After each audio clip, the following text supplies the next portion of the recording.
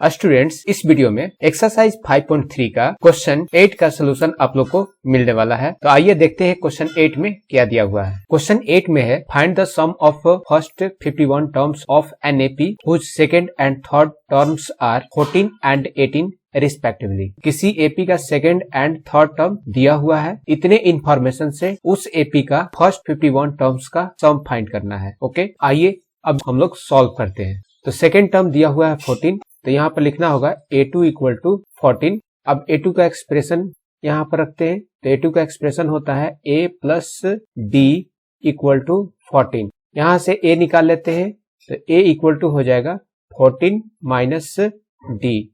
इसे मैं first equation consider कर लेता हूँ। क्वेश्चन में थर्ड टर्म इक्वल टू 18 दिया हुआ है, तो यहाँ पर हो जाएगा a3 equal to 18।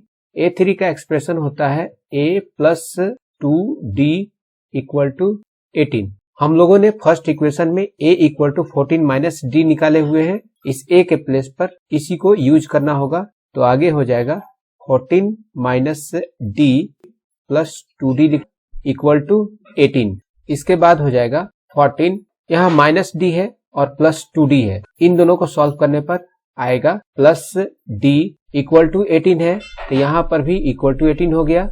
Next step में इस 14 को इक्वल साइन के राइट साइड ले जाना होगा, तो आगे हो जाएगा d इक्वल टू 18 माइनस 14। आगे d इक्वल टू हो जाएगा, इन दोनों को सॉल्व करने पर आएगा 4, तो d इक्वल टू 4 हम लोग को मिला। आगे इस d के वैल्यू को इक्वेशन 1 में d के प्लेस पर रखकर a निकालेंगे। अब लिखना होगा putting d equal to 4 in equation 1, then a equal to 14 minus 4, और इस तरह से a का वैल्यू निकलेगा 10। तो a और d हम लोगों ने फाइंड कर लिया। क्वेश्चन में फाइंड करना है सम फर्स्ट 51 टर्म्स का। अब Sn का फॉर्मूला लिख लेते हैं। Sn इक्वल टू होता है n by 2 under bracket 2a plus n minus 1 into d। Last term हम लोग को पता नहीं है, इसलिए Sn का फर्स्ट फॉर्मूला हमने यहाँ पर यूज किया है। अब इसके बाद हो जाएगा S51, फर्स्ट 51 टर्म्स का सम फाइंड करना है, इसलिए S51 हमने लिखा।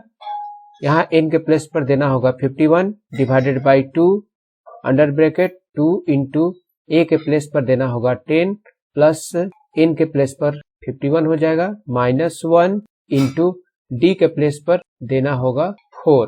d हम लोगों ने 4 निकाला है, तो यहाँ पर हो जाएगा 4।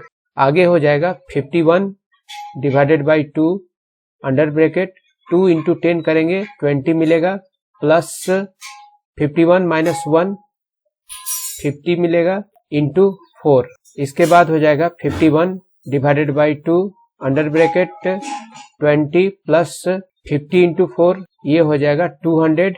नेक्स्ट स्टेप में हो जाएगा 51 डिवाइडेड बाई 2 इंटू, इन दोनों को ऐड करने पर मिलेगा 220।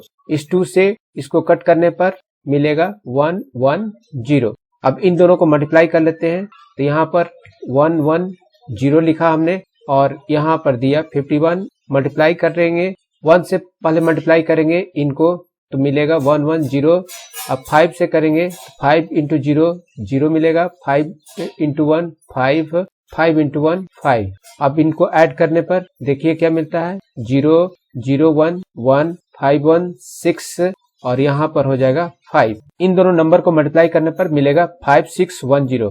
5610 फर्स्ट 51 टर्म्स का सम मिला। यही इस क्वेश्चन का आंसर होगा। इस तरह से स्टूडेंट आप लोग क्वेश्चन 8 को इजी वे में सॉल्व कर सकते हो। मिलते हैं फिर न्यू वीडियो में न्यू क्वेश्चन के साथ। Thank you for watching my video.